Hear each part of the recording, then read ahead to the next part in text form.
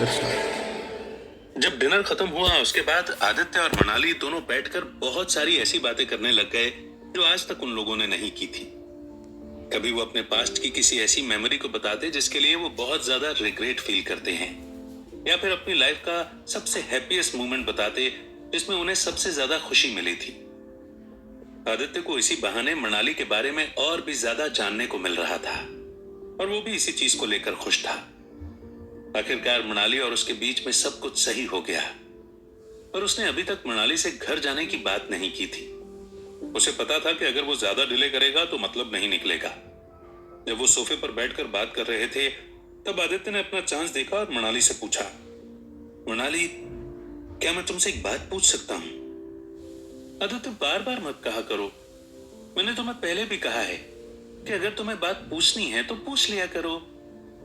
मनाली ने एक स्माइल के साथ कहा और तब आदित्य ने आगे पूछा, मनाली, मैं सोच रहा था कि शादी हो जाए उसके बाद हम दोनों थोड़े दिन के लिए मेरे घर पर चलते हैं। माँ पापा से भी मिलना हो जाएगा और दादाजी से भी। तो क्या हम चल सकते हैं? आदित्य की बात सुनकर मनाली के चेहरे की हंसी थोड़ी सी फीकी पड़ गई और वो उसी की तरफ देखने लगी। आदित्य को उसकी आंखों में अब वो चमक नहीं दिख रही थी और वो बस इंतजार कर रहा था कि मनाली क्या कहेगी।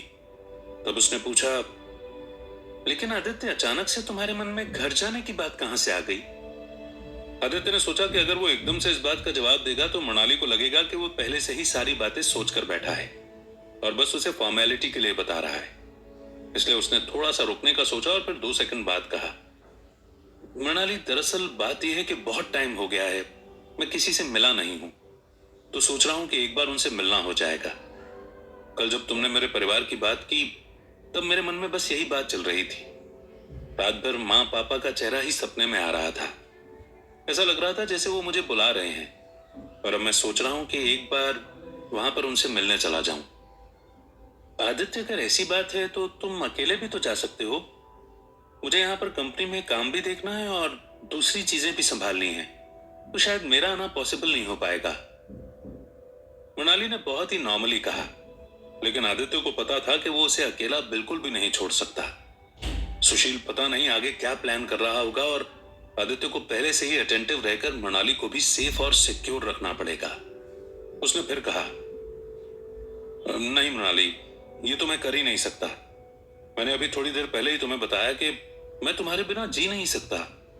अगर उस बात को हम हटा भी दें तो क्या तुम्हें ये नहीं लगता कि जब मैं घर जाऊंगा तब सब तुम्हारे बारे में पूछेंगे?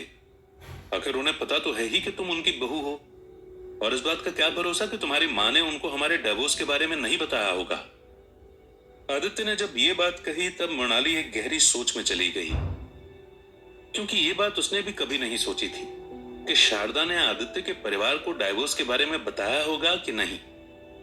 जब आदित्य ने उसे कुछ सोचते हुए देखा तब उसने आगे कहा, हम कल हमारी मर्जी से फिर से एक होने वाले हैं, तो मेरे ख्याल से हम दोनों साथ में घर जाएंगे तो घर वालों को भी अच्छा लगेगा।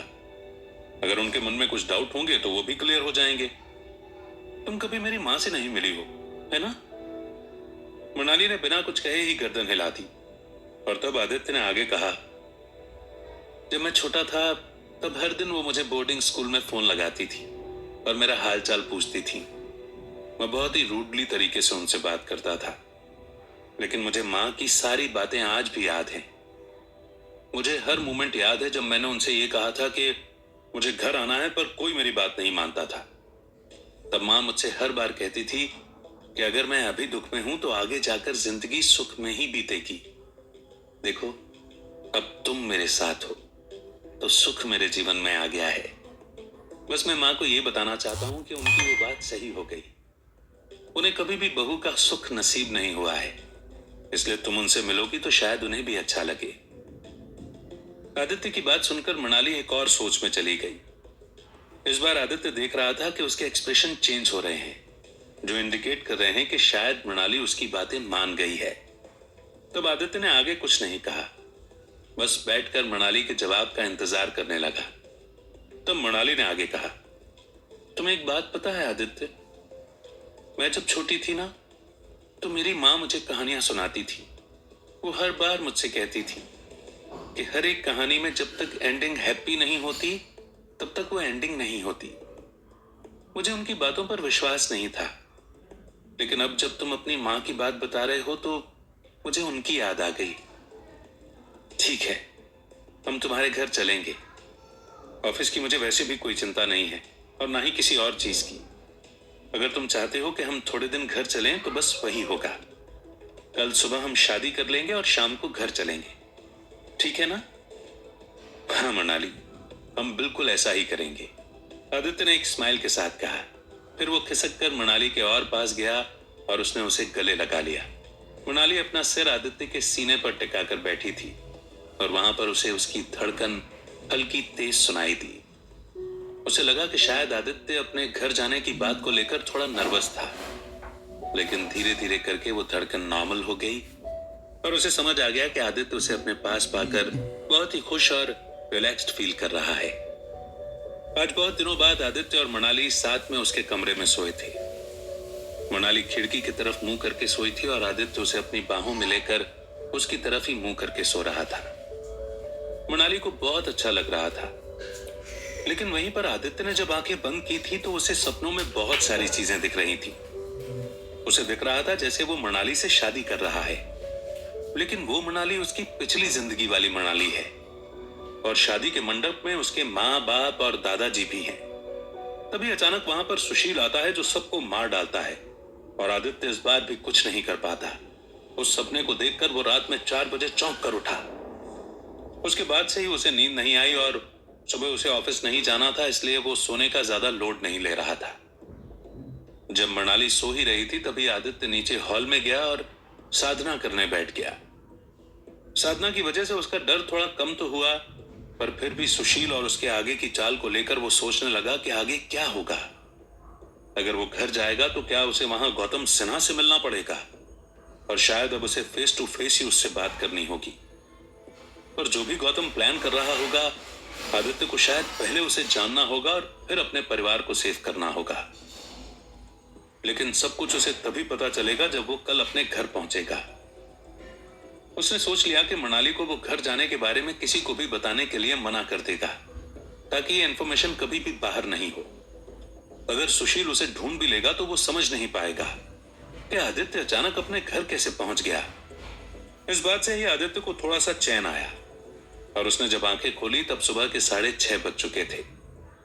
ठंड होने की वजह से सुबह 7:30 बजे तक सूरज नहीं निकला था और तब तक आदित्य यूं ही इधर उधर घूम रहा था। कभी वो घर के काम कर रहा था, जैसे डिशेस धोना या फिर झाड़ू लगाना, या फिर कभी बैठकर बस फोन चला रहा था। ऐसे ही वो फोन पर कुछ देख रहा था कि तभी उसे एक नोटिफिकेशन आया कि आज अमित का बर्थडे है। उसके चेहरे पर यह देखकर स्माइल आ गई और उसने सोचा कि शायद वो 10,000 साल के सफर में उसके बर्थडे की डेट भूल गया था। उसने हाथों हाथ अमित को विश करते हुए मैसेज किया। अमित ने 2 सेकंड में ही आदित्य का मैसेज पढ़ लिया और रिप्लाई के बहाने कॉल ही कर दिया। इतनी सुबह जब अमित का फोन आया तब आदित्य को थोड़ी हैरानी तो हुई, लेकिन उसने फोन उठाया और कहा, happy birthday Amit. Thank you Aditya, Amit ने कहा।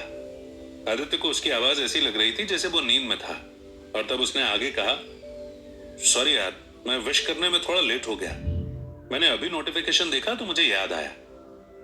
अरे कोई दिक्कत नहीं है आदित्य, तेरा और मेरा तो भाई जैसा कनेक्शन है, तुझे जब भी याद आए चलता है। हाँ पर फिर भी यार, वैसे तो पूरी रात से ही ऑनलाइन बैठा है क्या? लोग फोन लगा रहे होंगे, है ना? नहीं यार, जिनको फोन लगाना था वो तो रात के 12 बजे ही लगा चुके थे, लेकिन उसके बाद ट्विंकल का फोन आया था। पिछले 6 घंटे से उससे ही बात कर रहा था। पूरी रात निकल गई, पता ही नहीं चला, अमित ने कहा। और उसकी इस बात को सुनकर आदित्य को बहुत हंसी आई।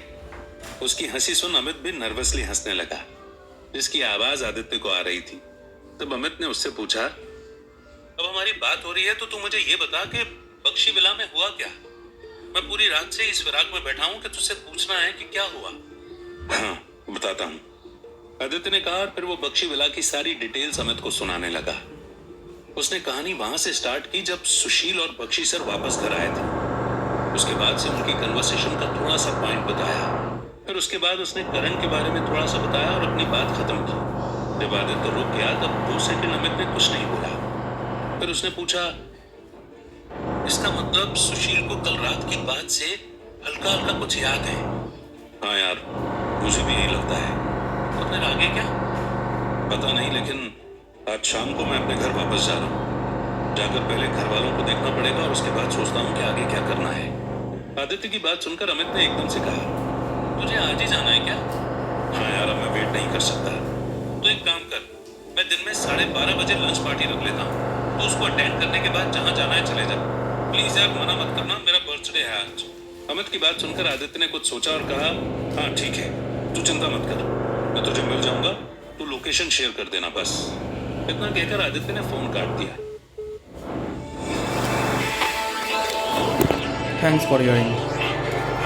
Thank you very much.